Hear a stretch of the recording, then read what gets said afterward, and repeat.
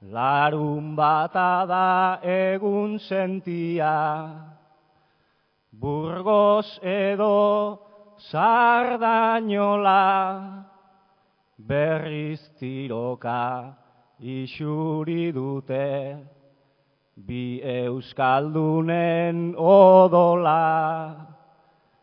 Eta atzean herri bat dago, amorrua dariola, larai, larai, larai, larai.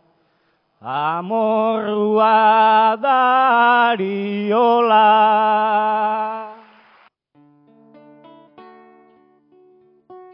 Duela 40 urte, Francoren erregimenak Txiki eta Otaegi eta Frapeko Sánchez Bravo, Humberto Baena eta García Sanz hil zituen. Geroztik, urteoro, irailaren 27 gogoratu eta aldarrikapena egiten dugu. Borrokak ekarri gaituela honaino eta soilik borrokak eramango gaituela askatasunera. Urteoro errepikatzen dugu, 27an eta urte osoan praktikatzen ahalegintzen gara. 40 urteotan, Frantziako eta Espainiar agintariek Euskal Herriarekin, estatuek Euskal Herriarekin izan duten konfrontazioan, sufrikario bakar batetaz hitz egin digute. Indarkeria bakar batetaz hitz egin digute. Herri honen, herritarron milaka personen sufrimentoa ezkutatuz, ezerezean utzi nahirik, indarkeria bakarra salatzen. Hori izan da, hamarkada guzti hauetan inposatu nahi izan diguten egia ofiziala, mezu ofiziala. Oraindik ere, indarrean dagoen gatazka politikoa ukatzeko noski. Inoiz ez dute onartu gatazka politiko bat dutenik herri honekin, eta inoiz ez dute onartuko alde egiten dugun arte beraien atzaparretatik. 40 urte hauetan baliabide guztiak erabili dituzte horretarako. Gezurra, errepresioa, tribunalak, guda zikina dena erabili dute, baina ez dute lortu, eta ez dute lortuko ere. Eta hain zuzen herri honek etenik gabe borrokan jarraitu duelako 40 urte hauetan. Azken urteetan, Ezker Abertzalearen estrategia aldaketak eta etak, Euskadi eta Askatasuna erakundeak bere jarduera armatua behin betiko amaitzeko erabakiak, askapen prozesu aurrera eramateko baldintza berriak sortu ditu inolako zalantzarik gabe. Garai politiko berrietan bizi garela aitortzen dute batzuk, naiz eta egunero ez dugun oso argi ikusten. Euskal Herrian bertan eta nazioartean ere ate berriak ireki ditu beraz. Bai gure estrategiaren aldaketak eta mundu mailan bizi den krisiak Estatu Espainiarraren pitzadura handiagotu egin du eta jada ez dauka inolako margenik ere maniobra politikoetan jarraitzeko. Duela 40 urte eta gogoratzen gara, autonomiaren amuarekin etorri zitzaizkigun independentzia egarria eta aldarria itotzeko asmoz. Eta 40 urte beranduago herri honek ez dio amu horri koske egin. Euskal Herria librea duelako begiz jota. Ez gara gutxiagoekin konformatzen, ez gara beste ezerekin asetzen. Gaur egun, Eskozia, Flandria, Katalunia eta Euskal Herrian, independentismoak gehiengo sozial zabalak biltzeko duen almena gero eta nabarmenagoa da.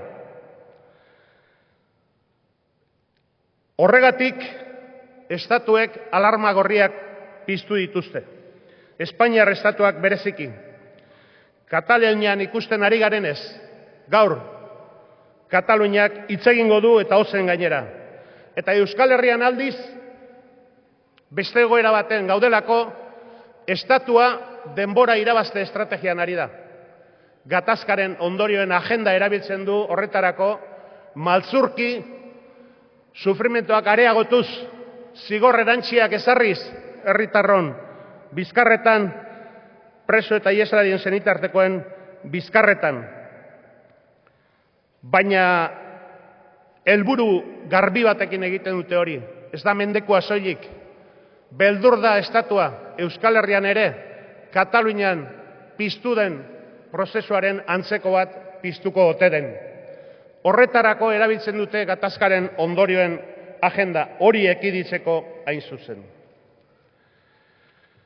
Gauzak honela, Ezker Abertzaleak bi ondorio ditu gaurkoan azpimarratzeko. 40 urte hauek ez direla alferrik pasa gure herrian, batetik, eta bestetik, estatuak bere esku dagoen guztiaz ekidin nahi duena alegia. Herri hau, independentziara eramango duen bideari, bere luze zabalean heltzea izan behar duela gure lan politikoaren lehentasuna.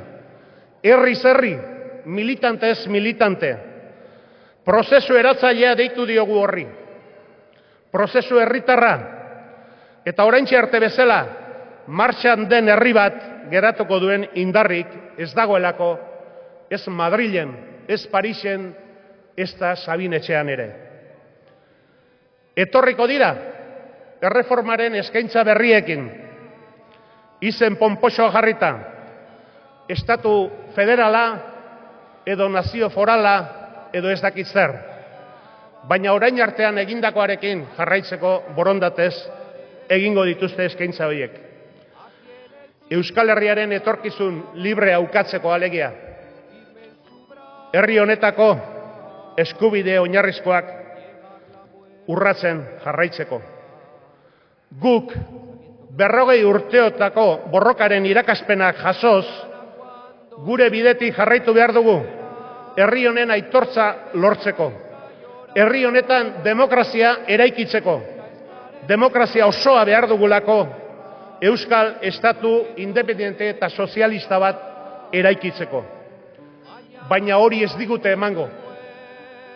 Ez digute onartuko. Hartu egin beharko dugu. Bidea guk geuk osatu behar dugu gure erabakiekin eta indarrekin. Buruz eta bihotzez. Beraz gu gara gure erabakien jabe. Herri gisa ukatzen eta zapaltzen gaituzten estatuen menpekotasun harreman oro amaitu arte borrokan jarraitzea erabaki dugu. Independentzia lortu arte borrokan jarraitzea erabaki dugu. Guk gure estrategiak eta borroka moldeak erabakitzen ditugu. Baina ez zapaltzen gaituen estatuei begira, baizik gure herriari begira. Nazio askapen prozesua bururaino eramateko, Euskal Herriko herritar gehiengoarekin batera egin beharko dugulako bidea, edo bestela ez da egingo bide hori. Horretan gaude, eta horretan jarraituko dugu. Lagunok, ibilbide honen garapenak soilik aska dezake Euskal Herria eta Euskal Herritarrak, preso eta ieslari politikoak barne. Musu handi bat eta besarkadak senitarteko guztiei. Gora Euskal Herria eskatuta, gora Euskal Herri independentea, gora Euskal Herri sozialista, ¡viva zuek! Mañana cuando yo muera, no me vengáis a llorar, nunca estaré bajo tierra, soy viento de libertad. Mañana cuando yo muera, no me vengáis a llorar, nunca estaré bajo tierra, soy viento de libertad. Gora txiki eta guztiok.